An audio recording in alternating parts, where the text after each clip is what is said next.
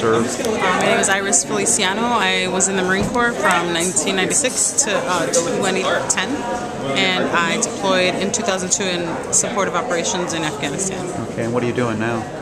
I work with veterans, trying to launch a creative arts therapy program, and also volunteer here at the museum with other veterans and writers, and I do co-facilitate some writing workshops with a project called the Warrior Writers Project, where veterans participate in creative writing and poetry workshops, kind of share their experiences. And you're exhibiting some of your work in this exhibition?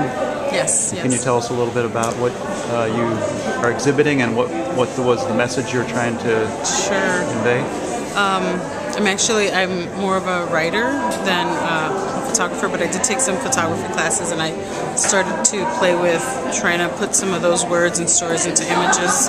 In today's exhibit, I have a series of color photos, digital photos on canvas, and there are a series of 7 images with me in and out of uniform. So it's kind of showing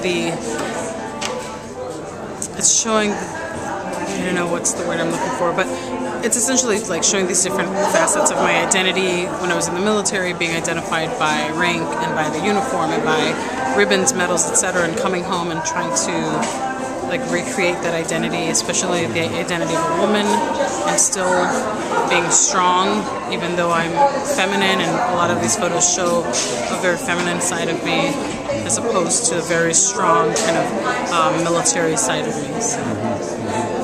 And what do you hope to achieve with this exhibition in general? Well, the exhibition in general is really important because it highlights a very overlooked voice, and so the title of the exhibit, "The Overlooked, Looked Over," is really important that these voices get heard when folks are looking at veterans' arts and the veterans' experience in war and coming back from war. It's usually from a male perspective, and so this exhibit focuses solely on the women's experience, and I think it's important to have that voice. Okay, great.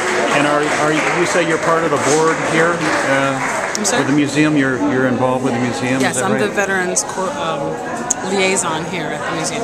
Okay. Can you tell us a little bit about the museum and what its purpose is?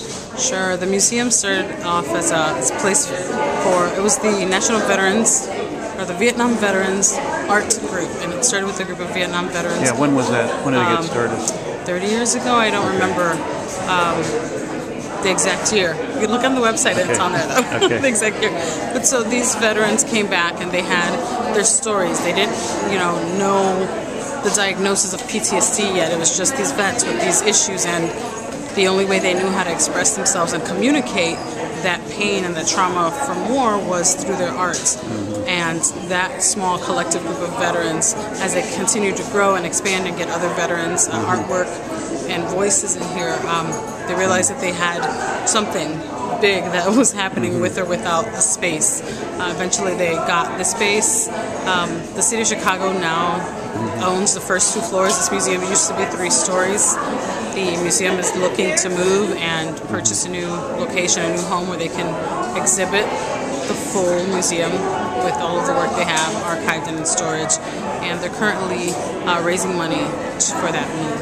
So it's a wonderful place to educate our society and to speak to the voices of the experiences of war and reintegration and veterans. It's really not, it's a place to communicate these messages to the larger community, but it's also a place where veterans can tell these stories, because veterans don't always feel like they have a place to share that story, whether or not someone is listening. So it's a really important place to be. Great. Thank you so much.